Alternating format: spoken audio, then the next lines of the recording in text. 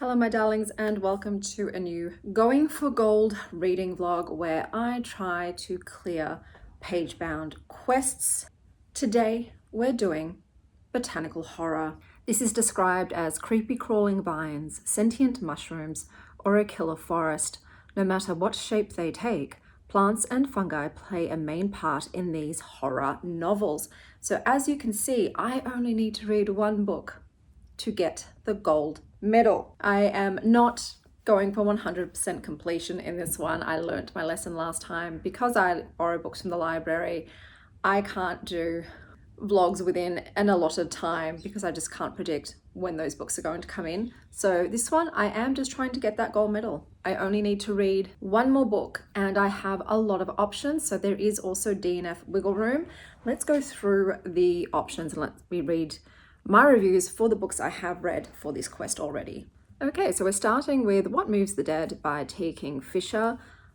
I gave this a 3 stars. Creepy Gothic manners, sickly siblings, menacing mushrooms, and horrific hairs. This was just too slow for me. And as a fungi fan, I knew immediately what the mystery was. The pacing and excitement picked up a little at the end, but otherwise I would consider this more on the cozy side. Lots about Galician customs and language. Then we have A House with Good Bones by T. Kingfisher. A lot of T. Kingfisher in this one. I gave this one a 4 stars. This took quite a while to get good. Pretty much when the surprise house guest visits, things really kick off. It's also heavily about insects, which I didn't care for. But I like the story overall. The play on A House with Good Bones was great. This story deals with structures in need of rebuilding, family ties that bind, and the heritage and legacies passed down, including homes that provide security, but that may also have supernatural elements, hidden secrets, and the past transgressions of both the living and the dead.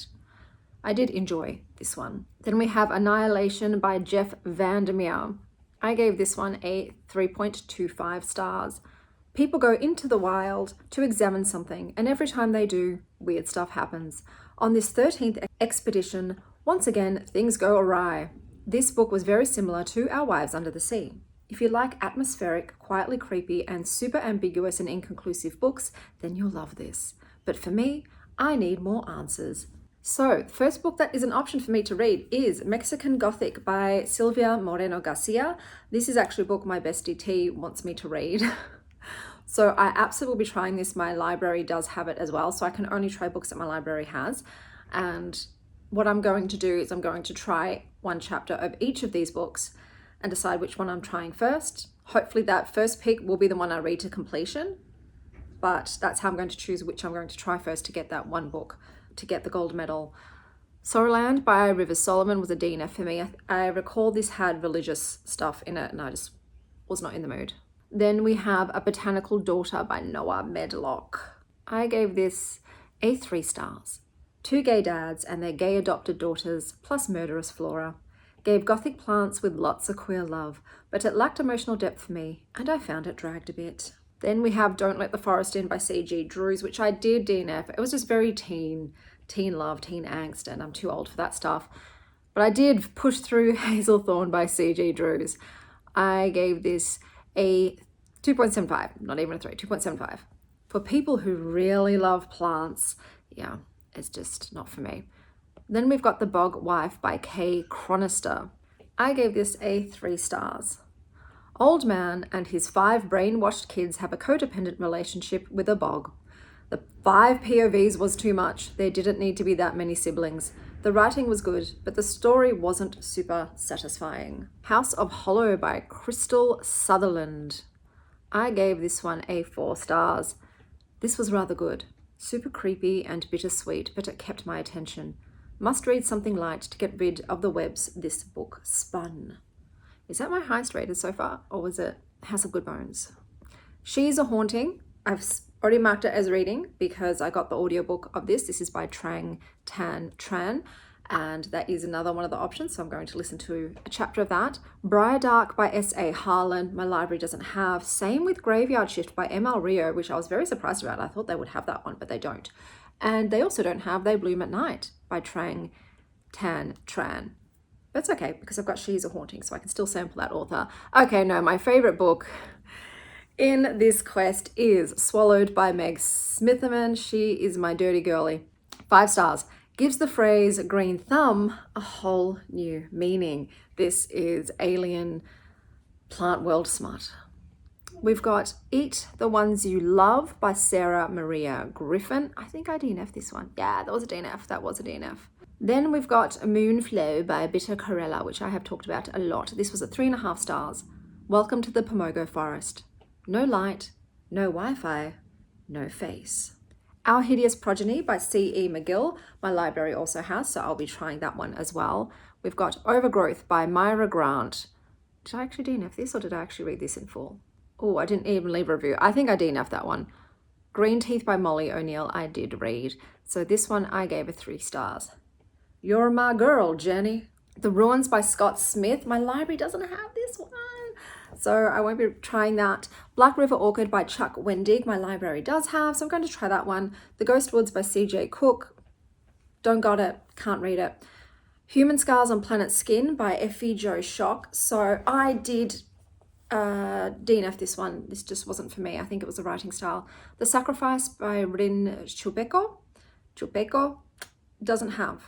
Can't read.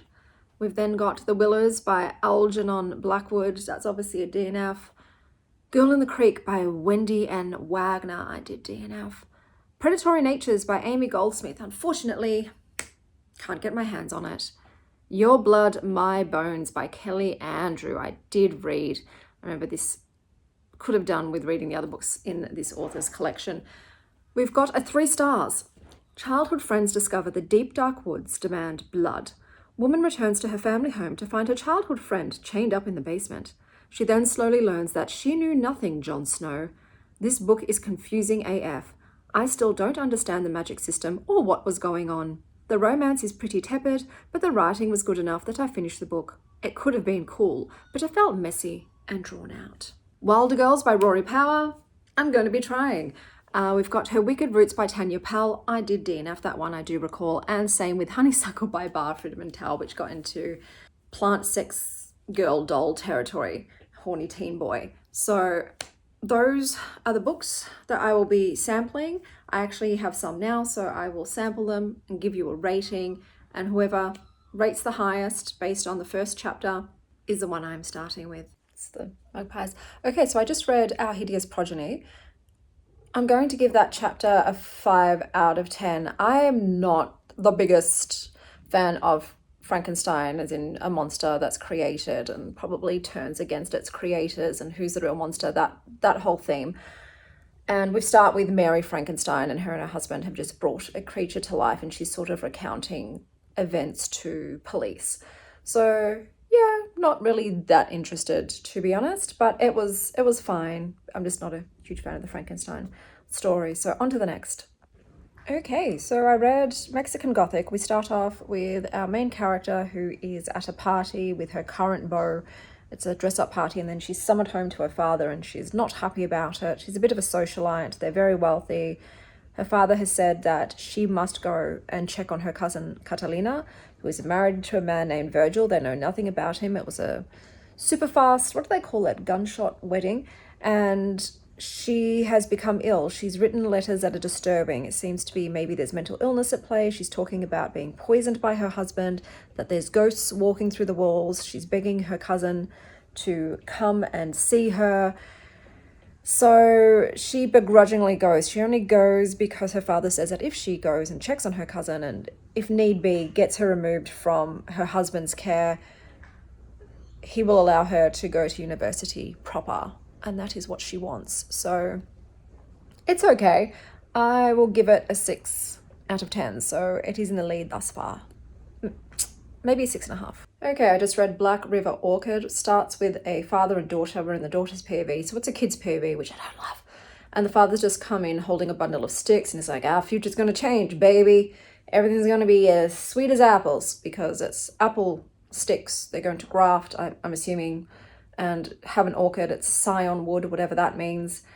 She thinks she saw a finger in the twigs. Hey, baby girl. But it wasn't. It was a branch. I didn't really like this at all whatsoever, so I'm giving this a 3. Okay, I just read Wilder Girls. Yeah, that was interesting. So I don't know what's going on in this world. It seems food is scarce.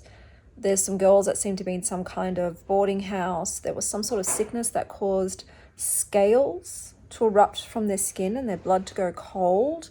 And they're just fighting and scavenging over any sort of shreds of food that they're being rationed with. It's interesting. It's the most interesting so far. I would probably give this a 7 out of 10. Okay, that wasn't for me. It's about a girl and she's gotten a job working on a train, and I just don't like the writing style, the character voice. So I'm going with Wilder Girls. If I really don't like that and I'm hating it, I will then switch to Mexican Gothic, but that is the final thing. Otherwise, I'm just going to go from book. This bad lighting. Is that better? Book from book to book. So it's Wilder Girls with the backup option of Mexican Gothic. 3 kitties. Hey, Sylvie. 1. Nova's having a bath. And hey, Blue. Hi, honey.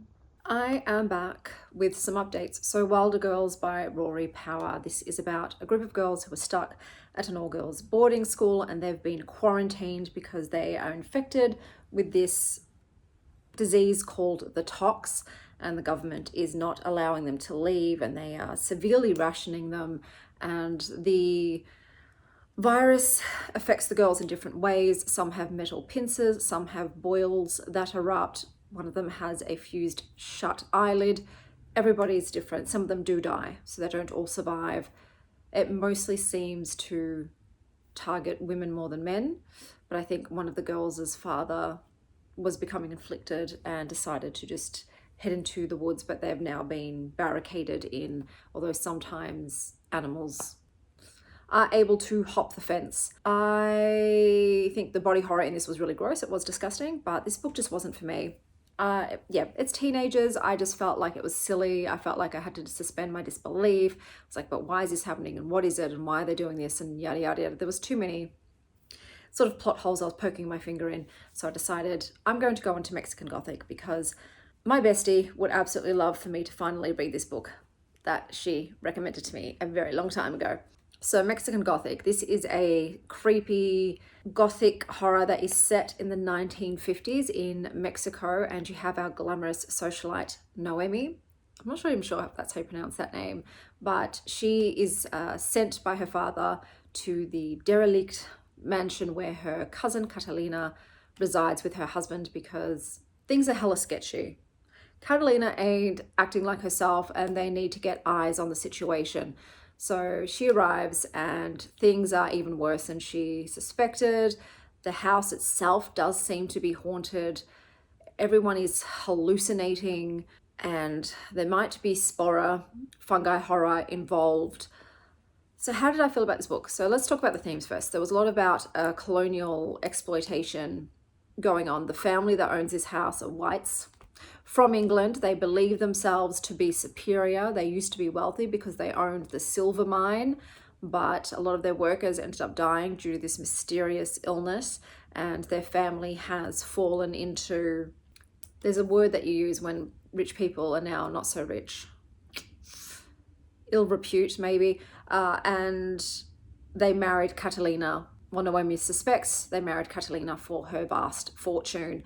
But the family themselves, very much into eugenics, very much believing that some human species are higher quality than others and that their white breadness is superior to, say, the local Mexicans. But the family is hella sus. The traditions are bizarre and very restrictive, and Noemi is struggling to be a good house guest whilst also trying to support Catalina and uncover the mystery of what is going on there. There's a lot of body horror in this. Fungal horror is at play. A lot of spores, a lot of mildew and mold and the like. Noemi is a strong female character, and even though her father allows her quite a lot of independence, it's still the 1950s, so women haven't really got equal rights yet, but she is trying to keep her agency in a new situation where the men of the house and even the women of the house are trying to put her under their boot. and keep her silenced and contained and a good girl. The house also has fever dreaming aspects. There's a lot of scenes where you're not sure, is she dreaming? Is she awake? Is this a hallucination? Is she having a fever? What is going on? Now, how did I end up feeling about this? Overall, I've given it 4 stars. However, this does have an aspect that I just find very irritating, and that's when a character goes into a situation, immediately clocks it as hella sus, not safe, dangerous, and yet they either do not leave or remove themselves or seek outside help. She at one point does at least get a doctor from the village to come and give her a second opinion on her cousin's condition, because it turns out her cousin has only been seen by the family's doctor. All of the staff in the house also seem to be almost catatonic, so she has no allies there, and it's like, bitch, it's 8 against 1 in this house. You're starting to experience certain things happening to you that you can't explain. You don't feel good, leave. You can still investigate what's going on with your sister, find alternative accommodation. There's a church. I'm sure you can sleep in the church if you have to. Don't eat the food, don't drink their drinks, don't stay there when all of these things are happening to you. So that is something that just irritates the shit out of me, because I do scream, leave, leave, leave. And if you watch my vlog, you know I read The Cold House by A.J. Slatter, which was an example of this, but in that case, I could understand the main character's motivations for staying somewhere clearly unsafe, and at least they did tell other people their location, their whereabouts, and what was happening, whereas she chose not to alarm her father in her letters. So should something have happened to her, she would not have any help coming. So that is something that really frustrated me, and I felt like this novel was dragged out a bit. I'm like, can we just get to it? Do we have to have multiple nights of this going on? Like, we get it. We get it. So another thing I didn't like was the romance. I was not a fan of it. I'm like, girl, no, you can do better. You can do better. Like, that character did the bare minimum, and not even the bare minimum. They should have done more. 1 second, it's my ex-mother-in-law. It's okay, she didn't want to get an Uber on her own for her birthday dinner, so she's coming with us. I find that a lot of women don't feel comfortable getting in Ubers on their own, but I get it, but I do it. Oh my God, now my mum's ringing. Hold on. This video is going to be done in like 6 parts. But anyway, I don't even remember what I was saying anymore. It's a 4-star overall. I enjoyed it, but it's a very typical Gothic, cousins acting weird. Are they being drugged? Are they being harmed by their husbands? Are there supernatural elements involved? And the sister or the other cousin or the friend need to solve what's going on. It's very standard, and nothing really surprised me with this one. But yeah, 4 stars. So with that, I have now obtained my gold medal for botanical horror. So Swallowed by Meg Smithman was still my favorite botanical horror in this one. That thus completes our clearing of the Pagebound quest. If you've read any of the books that were in this list, let me know which one your favorite was. And until next time, stay wild, Star Child.